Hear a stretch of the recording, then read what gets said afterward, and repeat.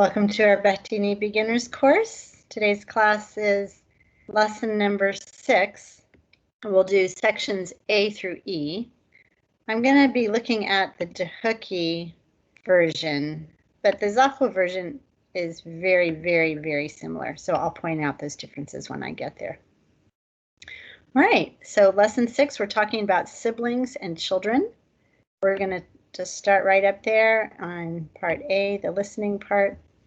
Now, as you know, all of these things are audio recorded, and you can get those audio recordings, the link to those audio recordings from page 2. So I'm not going to go through that. I'm going to let you go through that with the audio recordings and a native speaker. I'm just going to point out a few things along the way. As you do this lesson, it's really important to have some family pictures because that will make the whole lesson come alive.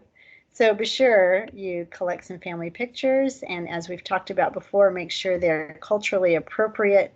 You don't want to have pictures of women who are wearing sleeveless tops or low-cut blouses or short pants. You want to have at least short sleeves on the women and long pants or longer skirts. However, you can always crop your pictures if you need to crop out the skin parts so that it's more appropriate. The reason for this is Muslims are very conservative, and we would like them to respect you and your family. And they know Westerners dress differently than they do. But the more respect, the better. So try to do that. Definitely have not just your immediate family. You want to have some grandparents, cousins, anything that you can do.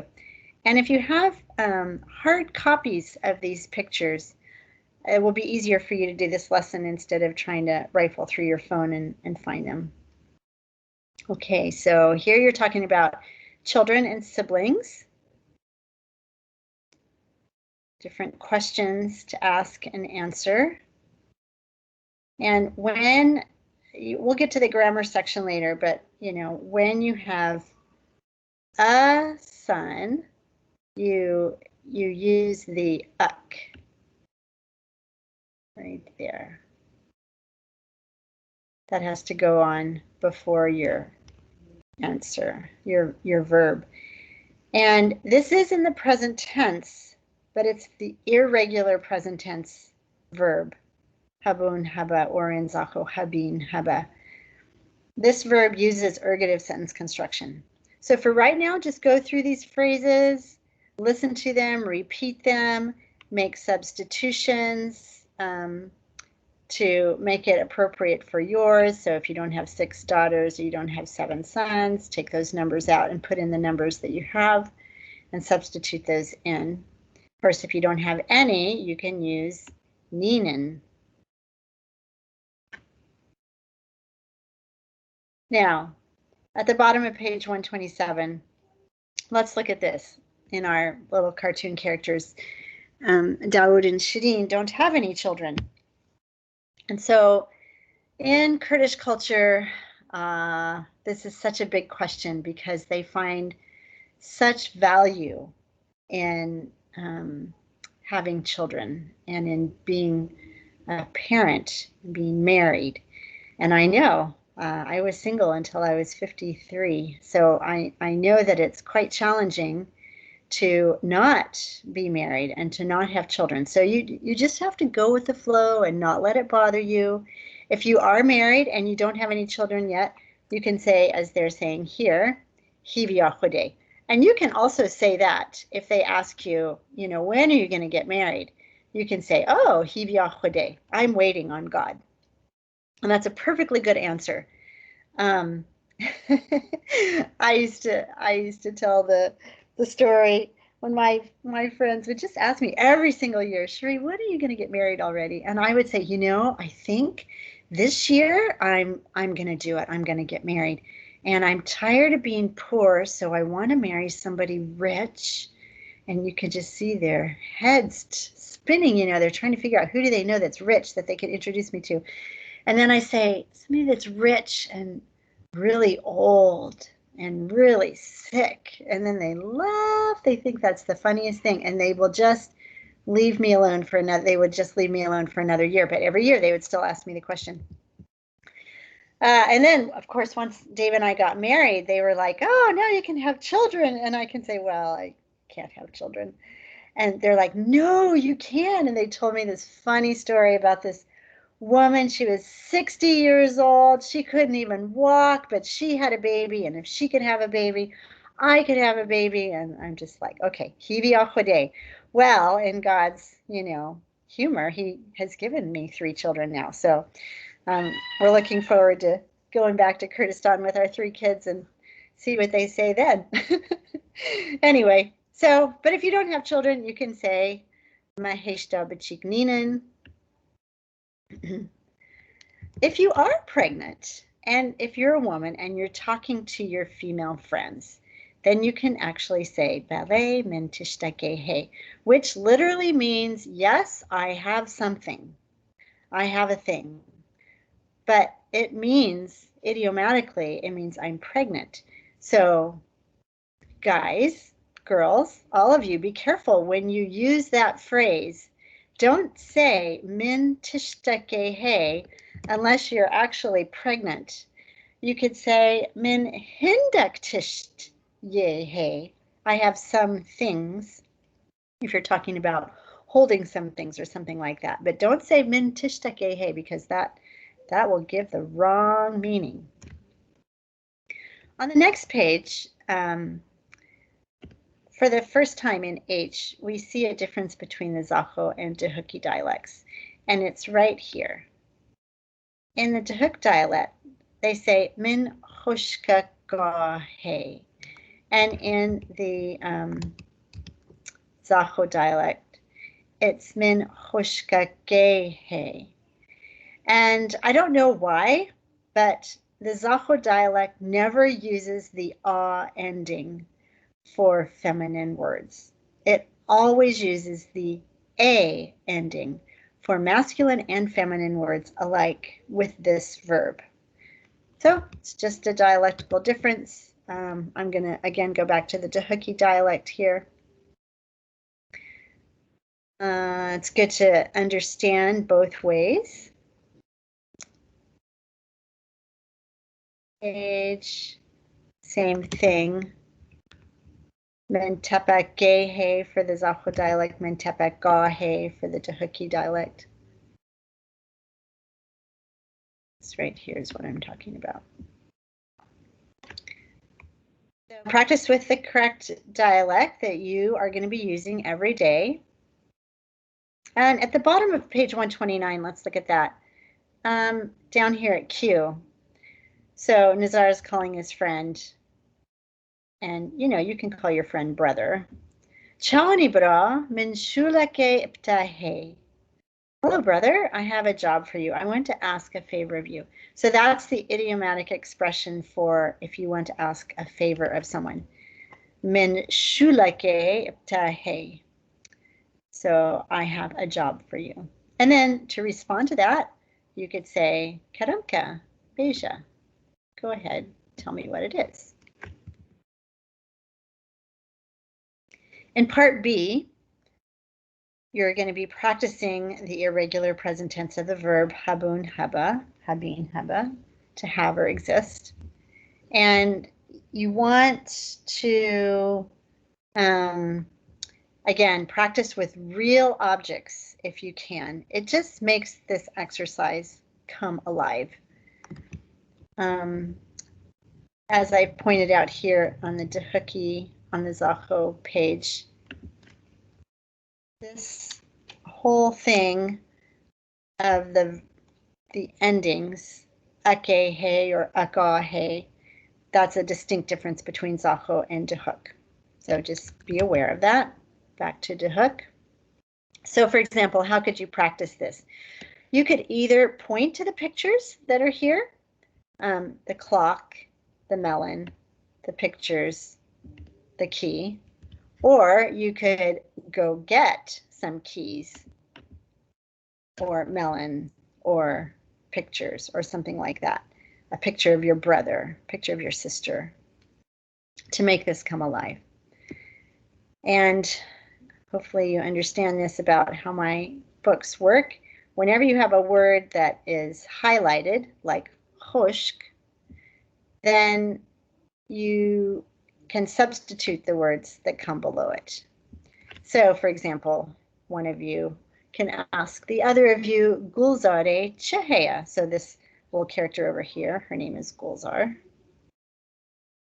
This is Gulzar. Gulzare Chehaya. What does Gulzar have? She has a sister.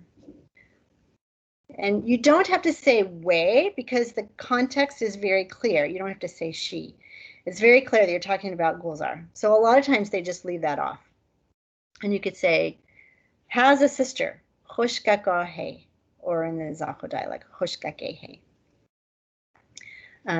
Brayakehe, she has a brother. Saatakahe, she has a clock, and so on. You do that with all of these conversations.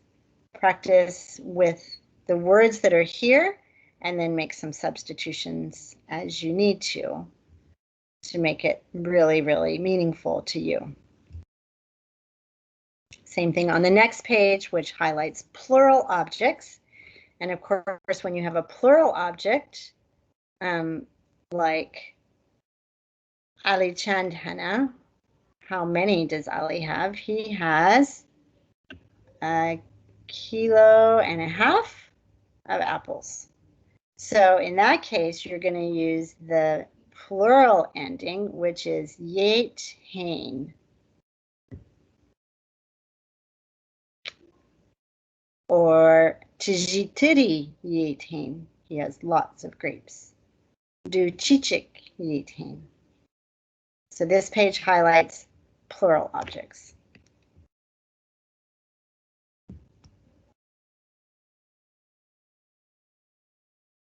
On the next page, page 132, we have idioms for marriage.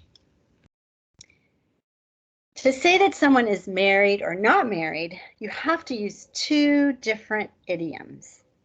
When talking to or about women, use shikari as an adjective phrase plus to be. When talking to or about men, use jin inoya with ergative sentence construction. Note carefully when to use direct case pronouns, when to use oblique case pronouns for the subjects of the sentences, and where the negator is placed. Sorry.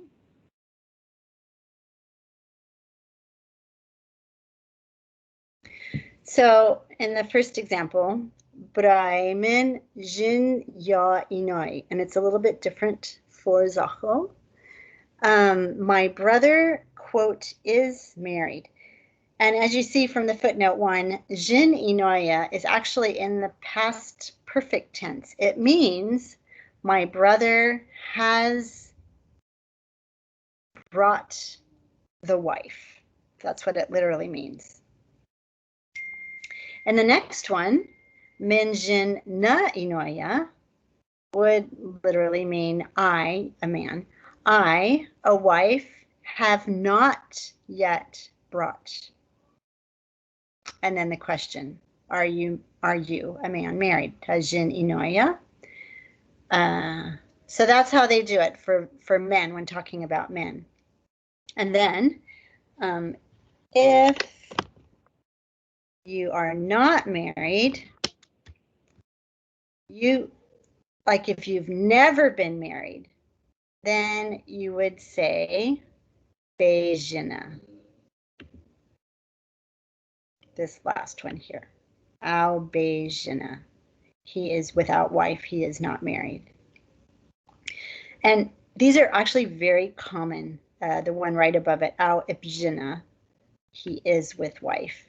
So like, what are the contexts of this? When you are at someone's home and you're sitting next to your friend and like, sometimes the older women, they would talk about this. Is he like your friend's son? Is he with wife or is he without wife? Because they want to know if he's available for their daughter to marry, perhaps. And it's very common it's very normal for all men to get married. In my years of working with Kurds, I have known one imam who didn't get married, and he lived with a family, and he was very well respected in the community. Kurds are getting used to the fact that Western men are sometimes in their 30s or 40s or 50s before they get married, and sometimes they never get married. So they're kind of getting used to that idea. They're a little suspicious of men that don't get married, especially if they're a little older. But that doesn't mean that you can't have a perfectly good ministry if you've never been married. Excuse me. The thing is, you just have to be very careful to focus your energies. If you're a man that's not married, you have to focus your energies and your conversations on other men, and just completely ignore the women. Let the women take care of the women.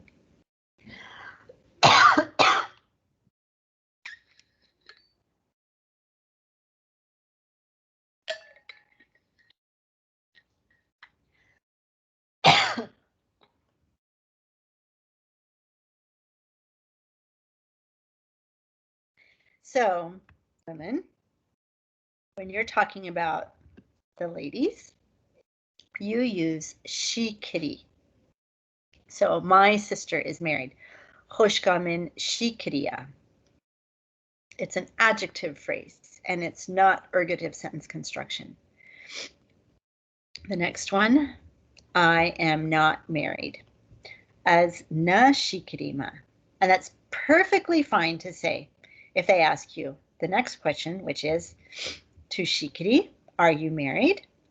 They always want to know if you're married or not, because they need to know how to put you in their world.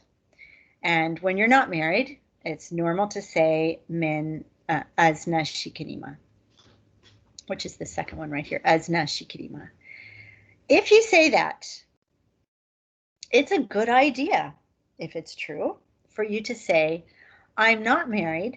I am an old or a big virgin. Az kichkak mazen. Let me type that for you.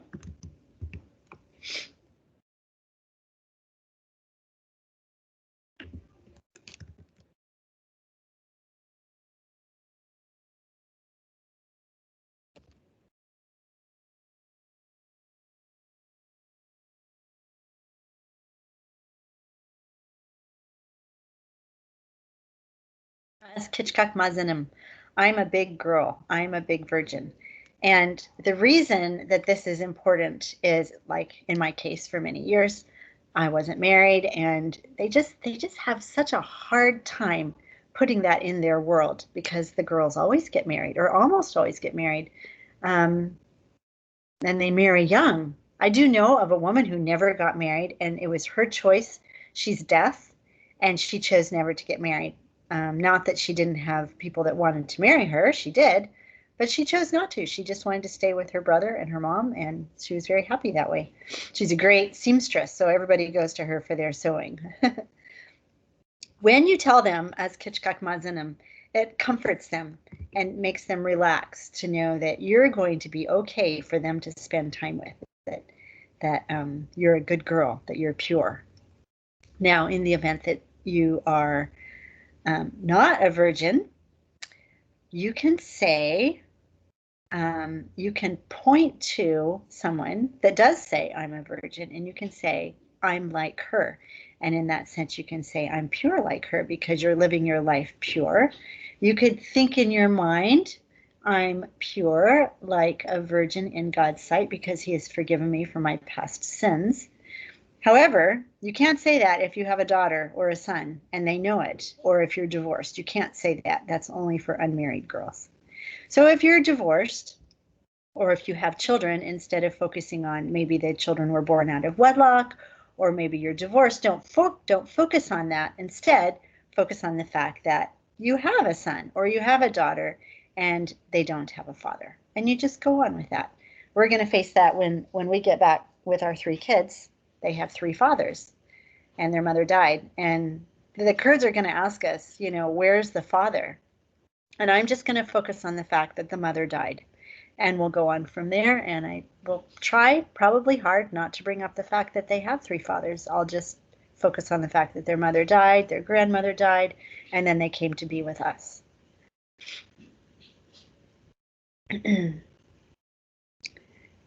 Okay. So one of these comparisons that you might want to be aware of here, if ekudu, this can get shortened to pay. And if with a name, if Dawoodi, can also get shortened to pay. It's a contraction. So when they ask, Chen Sal Hin Shi Pei Kitty Na, how long have you been married to each other? That's what that means.